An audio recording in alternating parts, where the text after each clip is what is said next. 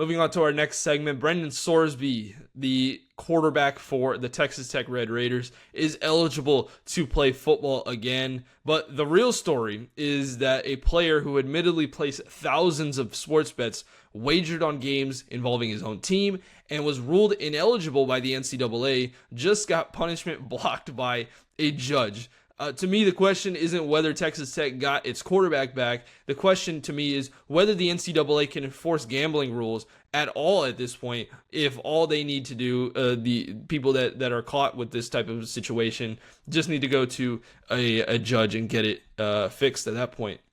So let's just talk about what Brendan Sorsby actually did. He placed thousands of wagers over a 4-year span. These wagers exceeded $90,000 in bets. Activity occurred while he was at Indiana, Cincinnati, and Texas Tech. Previously I believed it was just at Indiana, but these new reports that are coming out, especially on ESPN.com, say that this had been happening at all 3 colleges that he has been at. He used accounts belonging to other people, and then he sent money to friends to place wagers for him. So it wasn't necessarily him making the bets by himself. In actuality, he was sending money to friends so they could wager for him. He made 40 bets involving Indiana football while he was on the roster, and 2 of those wagers were reportedly against Indiana outcomes. I think it's interesting, or important, I should say, to point out that this wasn't a one-time mistake.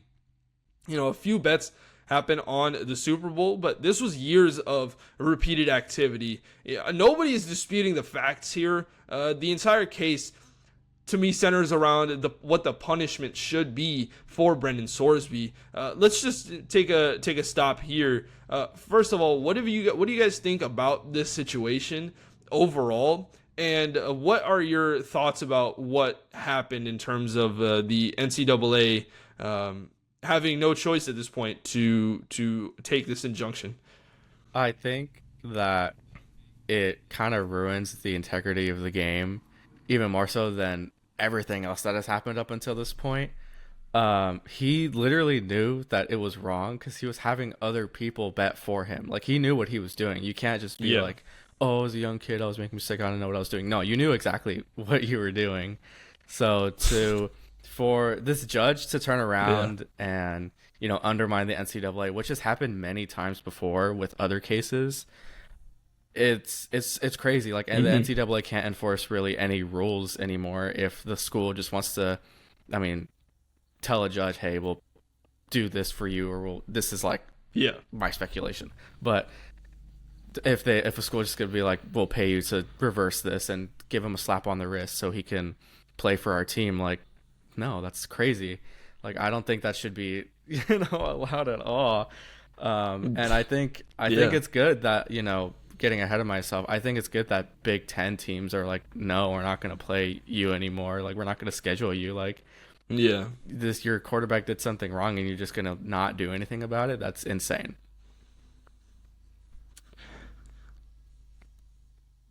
I think it's just outright stupid, to be honest. The fact that an NCAA college can just go to a judge and just flat out request for something to be essentially pushed over to the side, like, hey, like, it's gone, make it disappear. I think that's stupid. I think it ruins what any college sports stand for.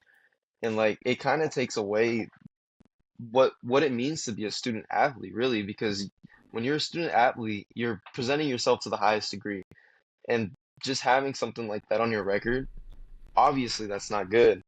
And just the fact that it is, like, it can be public knowledge that you can go to a judge and just get rid of something like that. It's not a good look at all, and it ruins your image, it ruins the school's image, and just ruins the integrity of the game. Yeah, Josh Pate, one of the college football YouTubers that I follow, he laid this out perfectly, right? What do the people that self-reported feel about this, especially the ones that self-reported to NCAA sanctions early on in NCAA, like in the early 2000s, right? even through this last year, Fresno State, I'm pretty sure, self-reported that whole gambling incident that happened with the Fresno State basketball team, right? And so how do those people feel at the end of the day if they could just go to a judge and get this injunction for themselves? I think it's a terrible precedent that has been set. And I think, Sergio brought this up about the Big Ten teams. It is something to be said that now there are going to be teams that say outright, we refuse to play against Texas Tech. And I think that's kind of like the only path here. Because at the end of the day, do I have any thought that the NCAA could do something about this? I have nothing. Nothing in my mind thinks that the NCAA is going. I think they'll try, but I don't think there is going to be any validity to what they do. And the NCAA at the start, they felt like they had no choice, right? Sports gambling is viewed as the biggest threat to competitive integrity. Betting on games involving your own team is considered to be one of the most serious violations possible. NCAA rules clearly prohibit this conduct, and obviously they argued that if it doesn't force these rules consistently, it loses credibility. So now you're at this point where if Brendan Sorsby plays in the fall this year, that could happen anyway, right? This was a point of contention that I thought, in this college football sphere, that there's everybody that's differing opinions on how big the college football playoff should be and how much NIL should be given out to every team. Should there be a cap on it? This was the one thing where everybody agreed that gambling on sports should not be a thing at all. And somehow, some way, we have found ourselves in a situation where Brendan Sorsby is probably going to be allowed to play football this fall because the NCAA is not going to be able to do anything legally against this injunction. So it's on the teams. It legitimately is on the teams. And the Big 12 is not going to do anything about it because I brought this up yesterday. The Big 12's best chance to win a college football national championship this upcoming year is Texas Tech. They're not going to trust BYU or Utah or Colorado to win a national championship for that. It's Texas Tech. They were a top, what were they, the top 5 seed last year? Yeah, they were a top 4 seed. They had guys like David Bailey and Lee Hunter on that defense, and the defense is still decent. Now you get your quarterback back that you spend millions of dollars on. I don't know if the Big 12 is going to do anything about this. If they had any balls, they would, but they're not going to do anything about that, in my opinion. Let's talk a little bit about why the judge ruled in Sorsby's favor, which I think this is absolute lunacy, right? Sorsby was diagnosed with a gambling addiction. He completed a 35-day inpatient rehabilitation program. His attorneys argued the punishment could damage his future career, and then Judge Ken Curry granted a temporary order.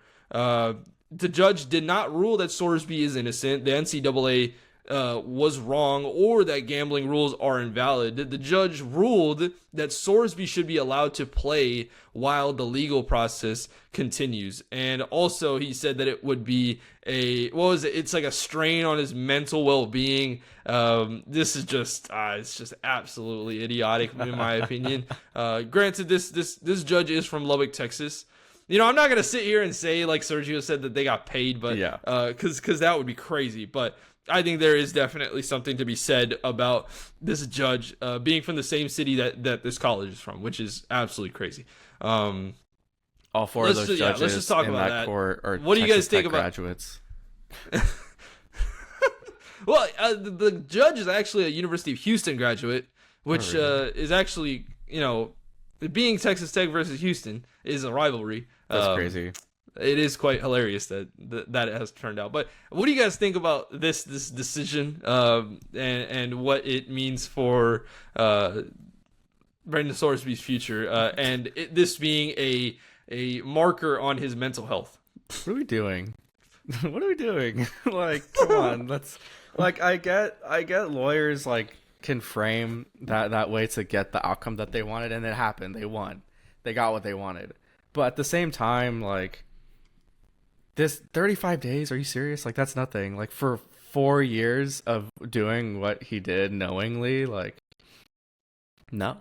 No. What do you mean? And I saw a tweet, I think about a Notre Dame team in 2013. They had a player cheat on a test, and that school suspended him, that player. So it's like Yeah.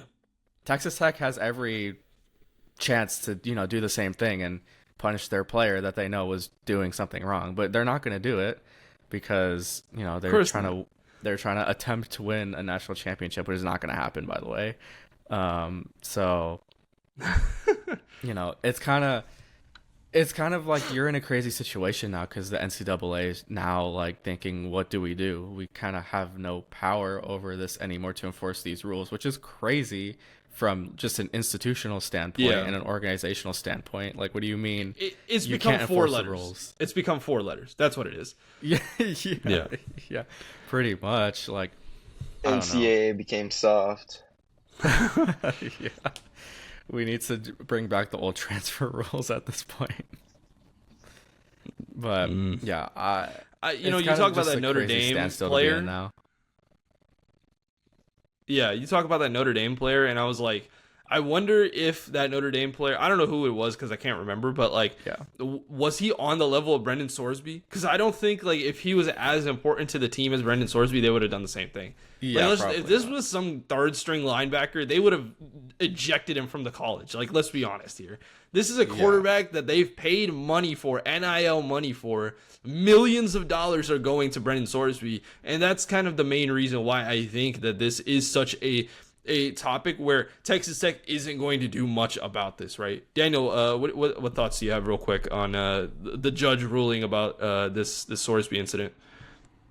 I think my thing is it just comes back around to NCAA Yeah. because they really don't do anything. They're kind of just like a pushover now. Because you see it with other instances as well, like Trinity Chambers case, where it was just like you could sue for That an was extra year. crazy. Like it's just I think it's crazy. You can basically like go to any rule in the NCAA rule book and basically be like, I'm gonna sue you for it and Yeah. win and get exactly what you want. I think this is more of the NCAA just becoming soft at this point and not enforcing their own rules for the I don't know if they think it's for the benefit of the fans or it's the benefit of the schools, but something really needs to be done on their standpoint too. Yeah, and I think to myself, what oversight did this company or this organization, I should say, really have at the end of the day, right? Like they were taking away Heisman trophies from Reggie Bush. They were sanctioning teams for a lot of multitude of reasons, and some of it rightfully so that they should have been sanctioned. But now I think that this organization has no teeth to it. There's no spine to this organization. As I said before, it is legitimately just 4 letters with a blue circle around it. Like there is nothing else that the NCAA is anymore besides a logo. And unless something happens legally within the next couple of months, which if the NCAA does decide to pursue higher legal action, this is going to take a long time. I don't expect this decision to be made before the start of the NCAA season. So I think Brendan Sorsby is going to play for Texas Tech this year. Wild. Which again, it's asinine as much as it is, but I think the timetable is going to be super difficult. So again, the only way that I see there being a opportunity for Texas Tech to kind of get screwed in this situation, which they should, is the teams, the conferences like the Big Ten did, saying we are not going to play Texas Tech in a football game. You can make that argument for any sport if you really want to do that, right? And then I think that really pushes Texas Tech to kind of cut Brendan Sorsby at the end of the day. But then what are the chances that Brendan Sorsby could just show up on another roster? Yeah. And I don't know what the rules are about that. If somebody gets cut like that, especially in this time frame, like in June, can he just show up to another team? I don't think he can, but I mean, what do I know at this point, right? Transfer to some what- FCS. This is that what happened? yeah, right. Go to Montana State, huh? The precedent is really what everybody's freaking out about, right? The NCAA penalties are increasingly being challenged in court. If athletes can obtain injunctions before the season starts, they may be able to play before the cases are resolved, as I said, right? By the time the case reaches a final decision, eligibility may have already been exhausted. Because Brendan Sorsby, this is last year. So it's basically a timetable from June to August. Can the NCAA do something? And I just think that there's no way that they can. The concern really is not everyone is going to start gambling, but everyone now has a blueprint for fighting NCAA punishments. And before trying to just beat a dead horse at this point, I'm just going to ask some questions, and you guys can just answer in any way you guys want to. Okay, the first question I really wanted to think about moving forward: has the NCAA lost authority over eligibility decisions? And do you think we're going to see a lot more challenges involving NIL transfers, eligibility, and now gambling reinforcement, or enforcement, I should say? At this point, absolutely, they've lost, control. We've already seen some of the NIL stuff not be enforced, just as something as simple as the tampering rules that come with it and the transfer portal and stuff like that. But now they have a legal blueprint to avoid any kind of major punishment. So I think players absolutely have a good idea of how to get their way, which is crazy. Players just getting their way and facing no repercussions is insane to me. Yeah. Yeah, I'm gonna say I agree. Like I said, how I brought up the Trinidad Chambers case. It's just when you can just go and sue for a sixth year for no real reason, to be honest. Just because you didn't play one more game that you probably should have. Yeah. I think it's something that the NCAA has to figure out, because there really is no authority over any of the teams and any of the NIL decisions that go on around this league. I will say I think that one was a little tough because he only played one game more. But yes, I do agree that there is a standard, and you kind of just have to stick with it at the end of the day, right?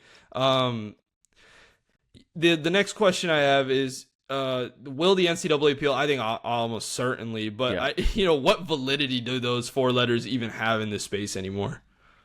Yeah, I think after the House versus NCAA, settlement, that kind of showed everyone that NCAA was flawed in terms of, what they have to offer on the legal side of things. So that kind of opened the floodgates for everything to happen. So it did change the college, landscape forever now. I guess it's just not in the way that we thought it would, or to this extent. Yeah. Right. Yeah, I think the eventual appeal that will come from the NCAA won't do much, just because of the fact that I think Texas Tech will just fight it even harder. And if anything, they'll probably sue them for whatever they find with grounds to sue.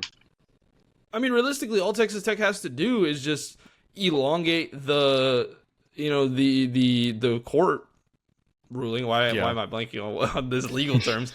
That's why I didn't study law, right? But they just have to prolong this situation. Let Brendan Sorsby play his 1 year at Texas Tech that he's going to, and then move on from it. I had a little bit of a discussion. The last thing I was going to say with Phil on ESPN Fresno Behind the Bench.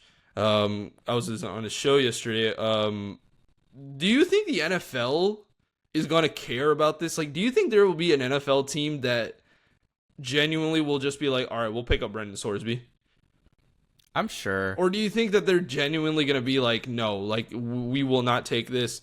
The NCAA are our little brothers, and we can't have this happen to the sport of football. I'm sure he'll find a spot on a roster at some point. I don't know what round Sorsby was projected to go in. I'm assuming 2, but he'll probably at least fall. First or second? Yeah, first or second round. I'm sure he'll fall pretty far from the draft, or from where he was projected to go. But I'm sure some team will still pick him up. It happens to everyone. It happens with players that have domestic violence cases against them. Someone's going to pick him up eventually. Yeah, I think this case, it doesn't impact his ability to play football, obviously, but it does affect his draft stock and his image, and so I think he will fall. But I think there's a certain organization out there that does not care about player image at all that will probably pick him up.